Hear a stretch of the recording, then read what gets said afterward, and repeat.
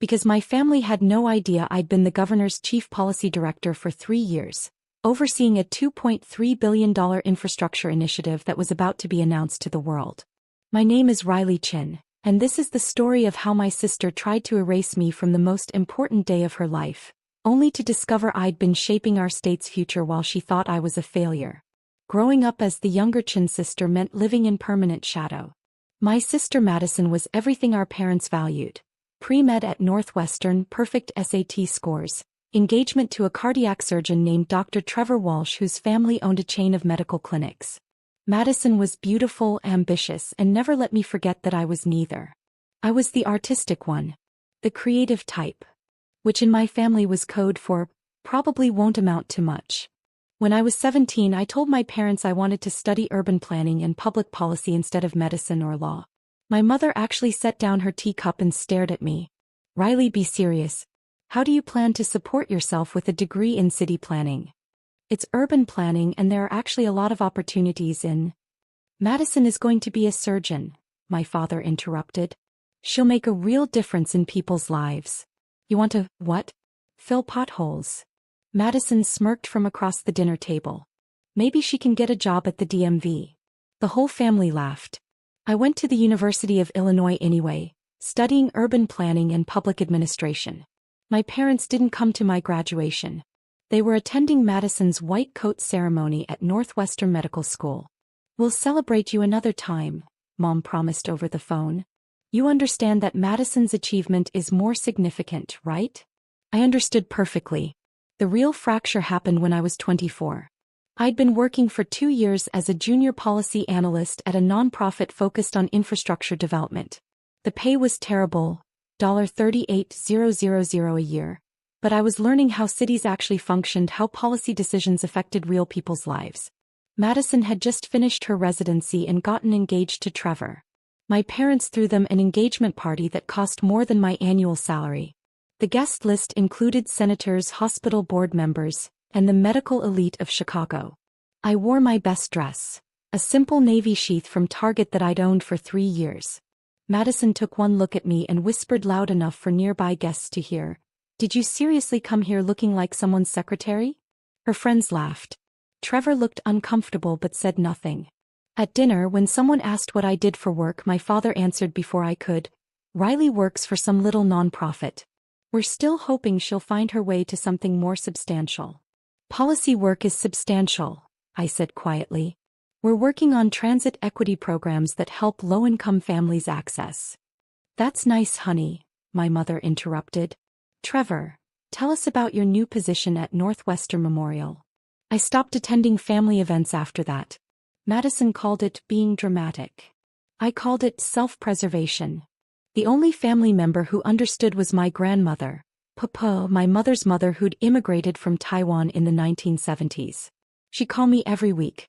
"Riley, do you like your work?" she'd ask in Mandarin. "I love it, Papa." "Then you're successful. Don't let them make you feel small." She died 2 years later. She left me $50,000, her entire savings. The note said, "Build something that matters." What my family didn't know was that my little nonprofit job had turned into something extraordinary. At 26, I'd been recruited by Governor Patricia Morrison's transition team as a junior policy advisor. Governor Morrison was a rare political force, a fiscal conservative with progressive social policies, someone who actually cared about infrastructure and long-term planning over short-term political wins. I'd written a white paper on equitable infrastructure development that caught the attention of her chief of staff. They brought me on board to help shape the administration's approach to transportation, utilities, and urban development. I was good at it. Really good. Within 18 months, I'd been promoted to senior policy advisor. By 29, I was director of infrastructure policy, overseeing a team of 43 people and a $2.3 billion state initiative to rebuild roads, bridges, water systems, and public transit across Illinois. I negotiated with federal agencies. I testified before legislative committees. I managed relationships with contractors, unions, and environmental groups. I turned the governor's ambitious infrastructure vision into actual policy that would affect 12.7 million people. Governor Morrison called me her secret weapon. The chief of staff said I had the best political instincts she'd seen in 20 years. I'd been featured in governing magazines, top 40 under 40 public servants, and had been a panelist at 3 national conferences on infrastructure policy. My salary was $187,000 a year. I'd saved aggressively and invested wisely. I owned a beautiful condo in Lincoln Park worth $540,000, fully paid off thanks to Papa's gift as a down payment and my disciplined saving. But I never told my family any of this. Why would I? So they could suddenly be proud. So Madison could find ways to diminish it? So my parents could take credit for raising me right? No. I built my career in silence, and it was the most liberating thing I'd ever done. Every family gathering I skipped, every phone call I kept short, every time I deflected questions about my work with vague answers. It was strategic. I was building something real while they assumed I was still struggling at a nonprofit. Madison thought I was living in a studio apartment in a bad neighborhood. In reality, I had 3 bedrooms, floor-to-ceiling windows overlooking Lake Michigan, and a home office where I drafted policy that would reshape our state. My parents thought I was barely scraping by. I had $340,000 in retirement accounts and another $180,000 in liquid investments. They thought I was a disappointment. I was having dinner with the governor once a month, discussing strategy for an infrastructure bill that would be her signature achievement. 6 months before Madison's wedding, Governor Morrison called me into her office. She was in her late 50s, sharp-eyed and direct. "Riley, I'm announcing the Morrison Infrastructure Initiative in 4 months. It's going to be the largest state infrastructure investment in 30 years. I want you as Chief Policy Director heading the entire program." "Ma'am, You've earned this. You've done the work, managed the politics, and kept us on track. The announcement will be at the spring gala. Black tie, full press corps, every state senator and representative. I'm making you the face of this program alongside me." "That's a huge amount of visibility," I said carefully. "You've avoided the spotlight brilliantly so far. But this is too big to hide behind. The program needs a director people can trust. That's you." I thought about my family finding out. About Madison's reaction. About my parents realizing what I'd built while they dismissed me. "I'm honored, Governor." "Good. Because I'm also introducing you as the daughter I never had in my speech. My chief of staff thinks it's too personal, but I don't care. You've been more loyal and hardworking than anyone in my administration. I want people to know what you mean to me. If you've ever been treated like the family disappointment, hit that like button and subscribe right now. You're not going to want to miss what happened next." Madison's wedding was set for Saturday, April 15th. The Morrison Infrastructure Initiative announcement and spring gala was scheduled for Saturday, April 15th. Same day. Same city. The universe has a sense of humor. I'd received Madison's wedding invitation 4 months earlier, an elaborate envelope with gold foil and a wax seal. Very Madison. The RSVP card was pre-filled with my name and one guest. I RSVP'd that I'd attend alone. Then 3 weeks before the wedding I got the text. It came at 9:47 p.m. on a Tuesday while I was reviewing budget projections for the infrastructure bill. "Madison, Riley, we need to talk about the wedding." Me, what about it? Madison, Trevor's family is very image conscious. The photos are going to be in society pages. We're trying to present a certain aesthetic. I stared at my phone, already knowing where this was going. Madison, I don't think it's a good idea for you to come. Me, you're uninviting me from your wedding? Madison, don't be dramatic. I'm just saying that your presence would complicate things. You don't really fit with the rest of the guest list. Trevor's family doesn't understand your lifestyle. Me, high lifestyle. Madison, you know what I mean. The nonprofit work, the modest living situation. It's just not the image we're going for. Mom and Dad agree. They discussed this. They decided together that I wasn't good enough to be photographed at Madison's perfect wedding. Madison, don't come to my wedding, your presence would ruin our photos. We'll do a family dinner another time. This is easier for everyone. I sat there for a full minute looking at that text. Part of me wanted to rage. Part of me wanted to send the screenshot of my last pay stub. Part of me wanted to tell her exactly who I was and what I'd become. Instead, I typed 2 letters. Okay. Madison, I knew you'd understand. Thanks for being mature about this. I didn't respond. I called Governor Morrison's chief of staff that night. Rachel, I need to confirm something about the gala. What time is my introduction? You're on stage at 8:15 p.m. Governor speaks for 6 minutes, introduces you, you speak for 4 minutes about the infrastructure program, then we do the unveiling of the proposal display and take questions from the press. Why? Just wanted to be prepared. Riley, you've been prepared for this for 3 years. You're going to be amazing. Madison's wedding ceremony was at 5 p.m. Reception at 6:30 p.m. The gala started at 7 p.m. with cocktails, program at 8 p.m. Perfect timing. The day of Madison's wedding arrived sunny and beautiful. I spent the morning at the governor's office doing a final review of the infrastructure proposal. The numbers were staggering. $2.3 billion over 5 years, 47,000 jobs created, 1,800 miles of roads repaired, 340 bridges reinforced, water systems updated in 82 communities. This was my legacy.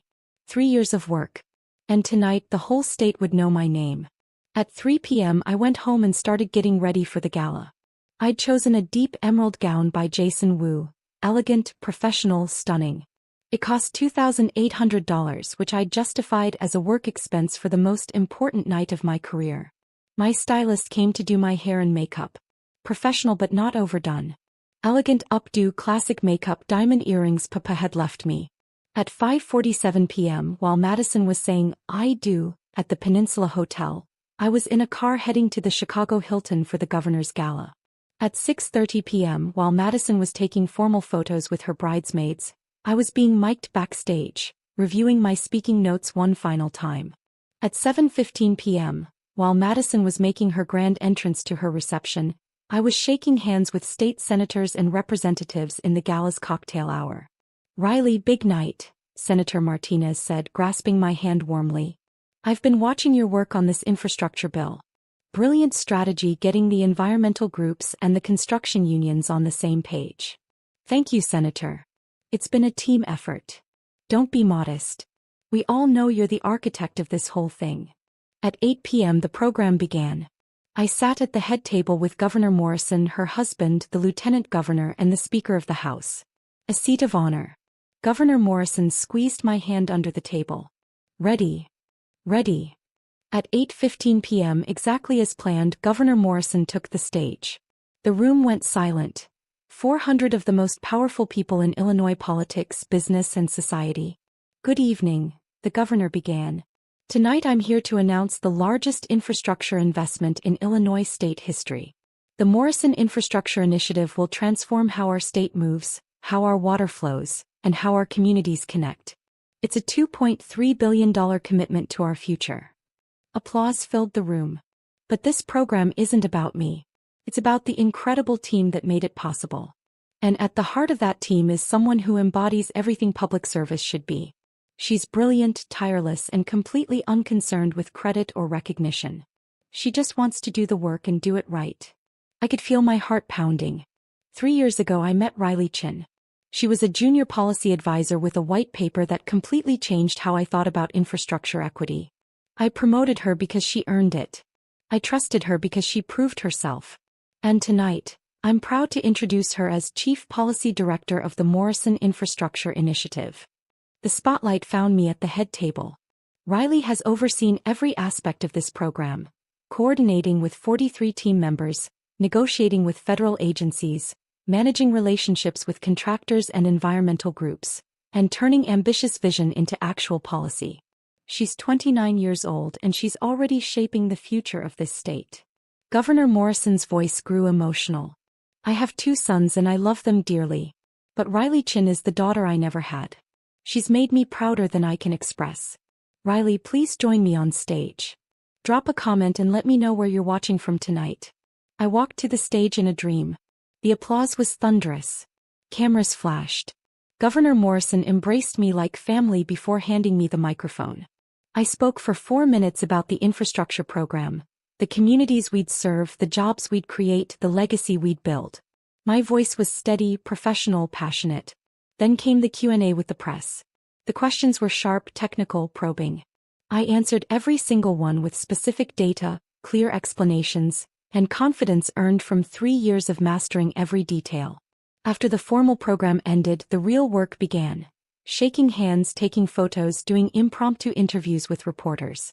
At 9:43 p.m., I was being photographed with Governor Morrison and Senator Martinez when my phone started vibrating in my clutch. I ignored it. It vibrated again. And again. And again. At 10:15 p.m., during a brief break between interviews, I checked my phone. 47 missed calls. 63 text messages. The notifications were still coming in. The first text was from my mother. "Riley, call me now." From Madison, "What the hell?" From my father, "We need to talk immediately." From Trevor, "Can you explain what's happening?" From Madison again, "You let us think you were nobody." I opened Twitter. The governor's official account had posted photos from the gala with the caption, "Proud to announce the Morrison Infrastructure Initiative with Chief Policy Director Riley Chin, the brilliant mind behind this transformational program. #IL Infrastructure." The photo showed me and Governor Morrison on stage holding the proposal document, both of us smiling. I looked confident, professional, powerful. The tweet had 47,000 likes in 2 hours. It was being shared across every political and news account in Illinois. The Chicago Tribune had already posted an article. Governor Morrison announces $2.3 billion infrastructure initiative, led by 29-year-old policy director Riley Chin. The comments were full of praise. Finally, young leadership in government. This is the kind of public servant we need. Chen's infrastructure equity approach is revolutionary. My personal phone number was probably being passed around my family's wedding reception right now. At 10:47 p.m., my mother called again. This time I answered. "Riley, what is going on? Why are you all over the news?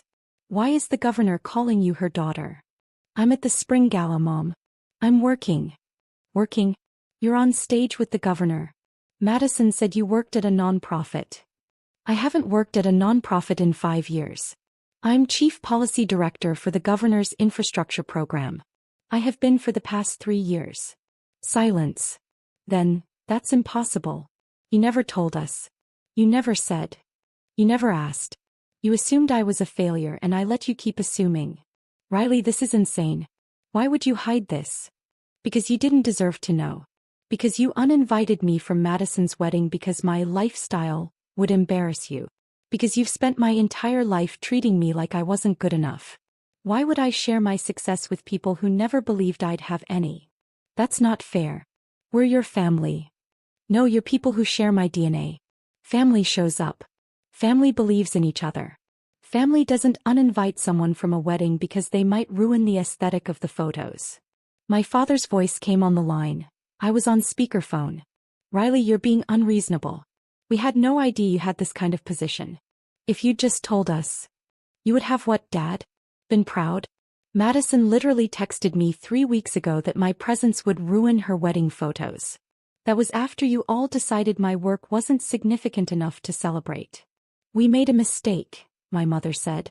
"But you've been lying to us for years." "I didn't lie. I just stopped correcting your assumptions. There's a difference." At that moment, Senator Martinez approached me. "Riley, WGN wants to do a live interview in 5 minutes. You ready?" I held up a finger. 1 minute. "Mom, Dad, I have to go. I have a live television interview about a $2.3 billion program I've spent 3 years building. The same program you would have dismissed as government work if I'd told you about it 2 years ago. Please stop calling." "Riley, wait." I hung up. The live interview with WGN went perfectly. The anchor asked about my background, my vision for the infrastructure program, and what it felt like to be leading such a major initiative at 29. "It feels like responsibility," I said. "I have an obligation to the 12.7 million people in Illinois who'll be affected by these projects. Everything else is noise." Hit that subscribe button if you've ever had to prove yourself to people who never believed in you, because what happened next destroyed every assumption they'd made about me. Back at the Peninsula Hotel, Madison's reception was descending into chaos. According to texts I'd receive later from sympathetic cousins, the news about me broke during dinner service. Someone's phone buzzed with a Tribune notification. Then another. Then 10 people were pulling up news articles and Twitter posts. "Isn't that Riley? Someone asked, showing Madison a photo of me in my emerald gown, standing on stage with the governor. Madison grabbed the phone. Her face went white. That can't be right, Trevor said, reading over her shoulder. Riley works at a nonprofit. She lives in a studio apartment. My mother was already on her phone, frantically searching my name.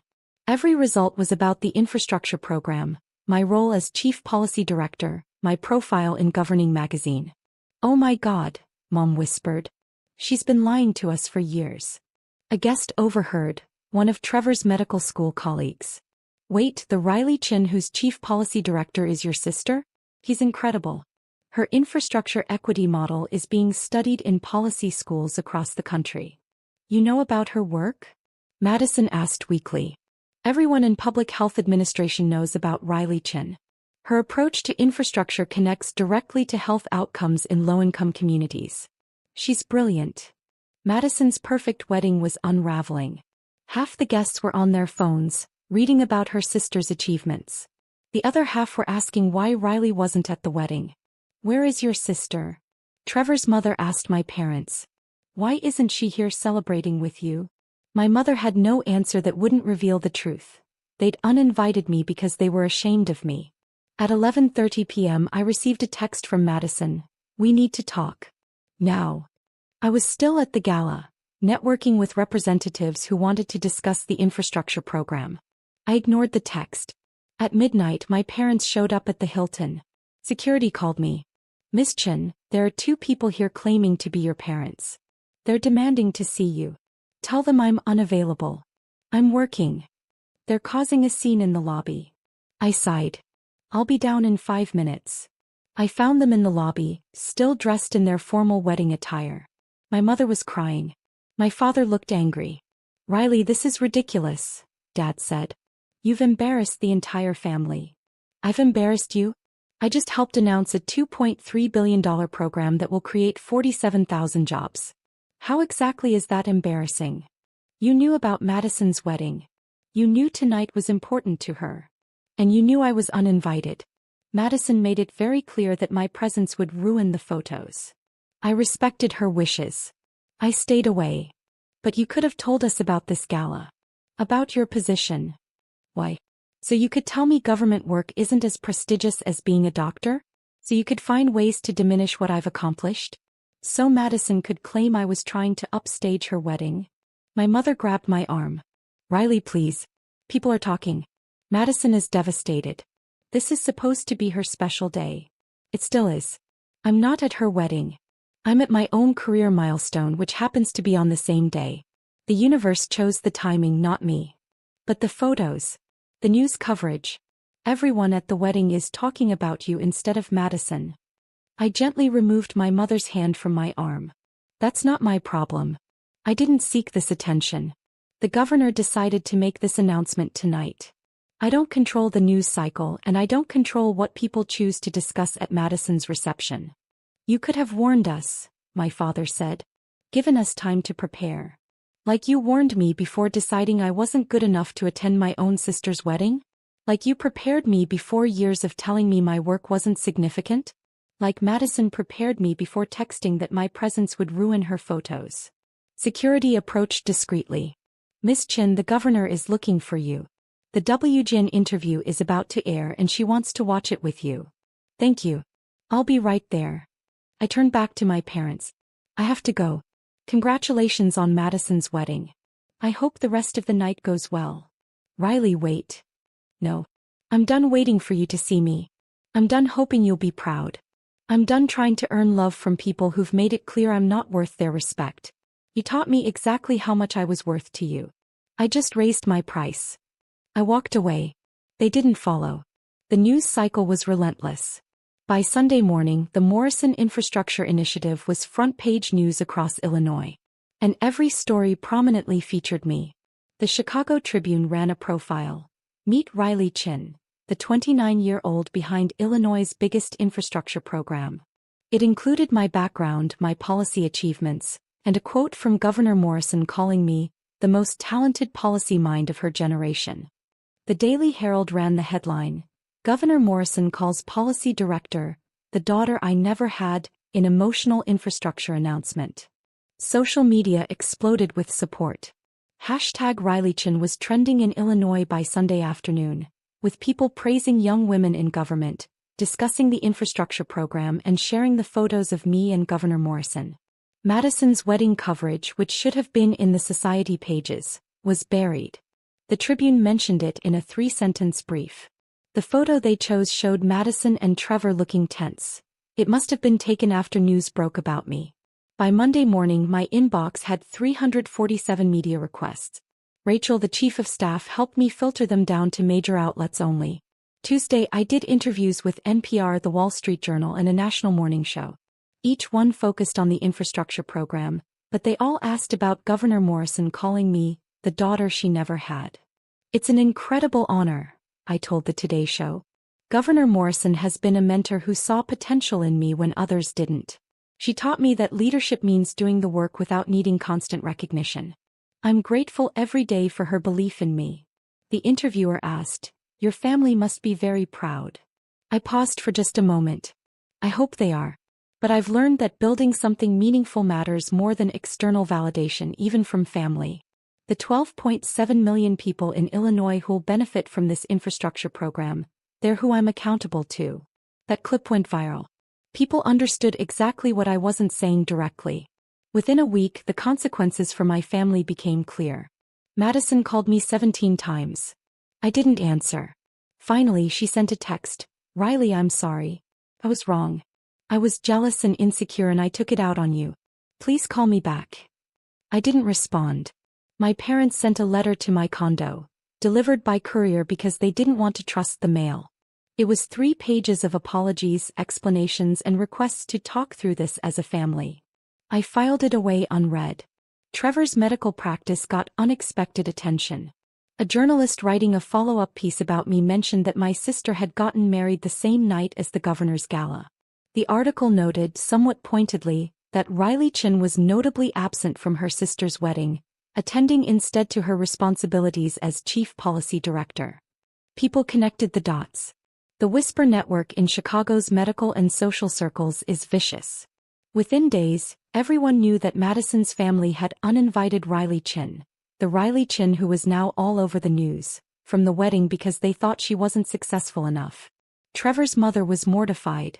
Madison's friends were embarrassed to admit they'd been there. The beautiful wedding photos Madison had been so concerned about protecting? They represented a massive miscalculation that would follow her for years. My parents faced their own reckoning. At their country club, at their church, in their social circles, everyone was talking about their daughter who'd been working with the governor while they dismissed her as a failure. "We didn't know," became my mother's constant refrain. But people asked the obvious question. How could you not know what your own daughter was doing? The answer reflected badly on them, not me. 6 weeks after the wedding, I received a formal letter from Madison. It wasn't an email or a text. It was handwritten on expensive stationery, probably the same paper she'd used for her wedding invitations. "Riley, I don't expect forgiveness. I don't even know if I deserve the chance to explain. But I need you to know that I'm sorry, truly, deeply sorry for everything. You were right about all of it. I was jealous. I've always been jealous. You were the creative one, the one with actual passion for your work. I became a doctor because it was expected, not because I loved it. You built something meaningful. I just followed a script." When Trevor's family started talking about the wedding photos and image and presentation, I panicked. I thought if you were there, people would compare us. And I was terrified they'd see what I already knew, that you were always more interesting, more driven, more genuinely successful than I could ever be. I convinced myself I was protecting Trevor's family's image. Really, I was protecting my own ego. I don't expect you to respond to this. I don't expect you to forgive me. I just needed you to know that you didn't deserve what I did. You deserved a sister who celebrated your achievements, not one who tried to hide you.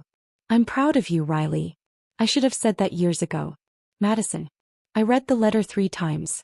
Then I put it in a drawer with my parents' unopened letter. Some apologies come too late to change anything.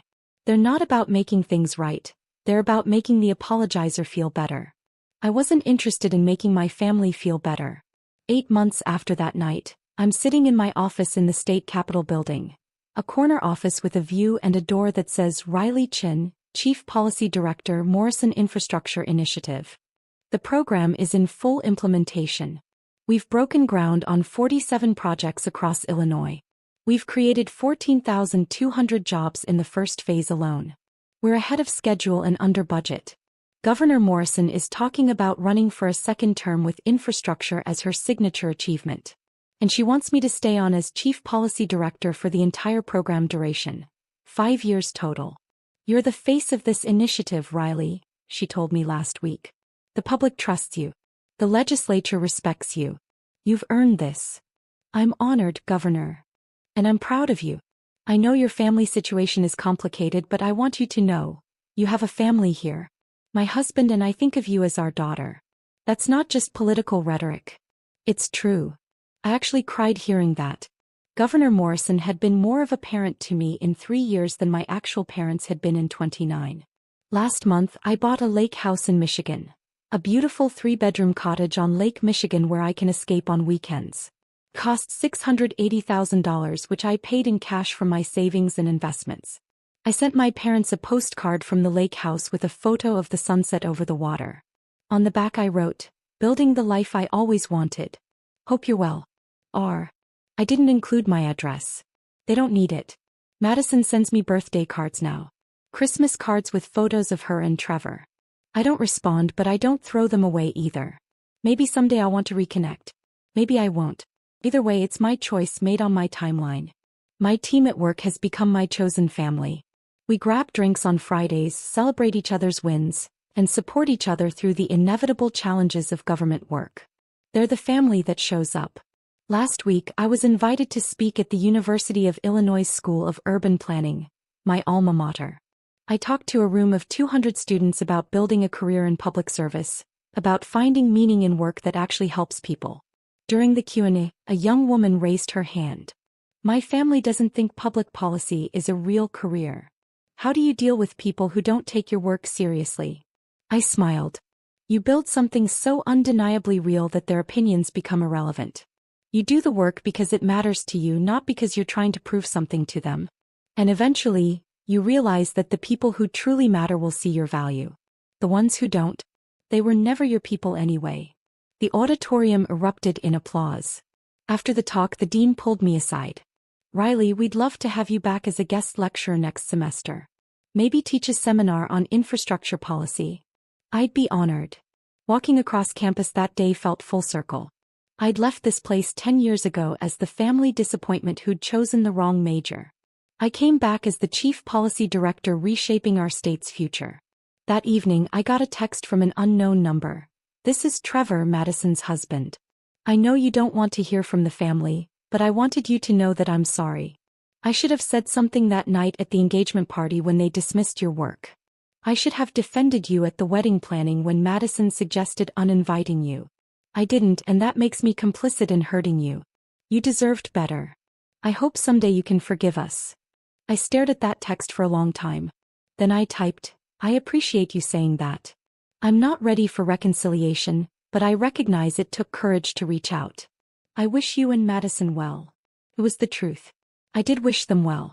But wishing someone well doesn't mean inviting them back into your life. Some bridges burn because they were never structurally sound to begin with. You don't rebuild them. You build better ones somewhere else. If you've ever had to walk away from toxic family to save yourself, tell me your story in the comments. What would you have done? Does any of this feel familiar? And if you've ever been underestimated by the people who should have believed in you most, hit that like button because you're not alone. The infrastructure program will be my legacy. Governor Morrison's belief in me changed my life. And the family I've built through my work, through choosing people who show up and respect me, that's the real success story. My sister texted that my presence would ruin her wedding photos. He was wrong. My absence from her wedding didn't ruin anything. It just revealed exactly what matters. Showing up for people who value you, building something meaningful, and never apologizing for success you earned yourself. You're not alone. You never were.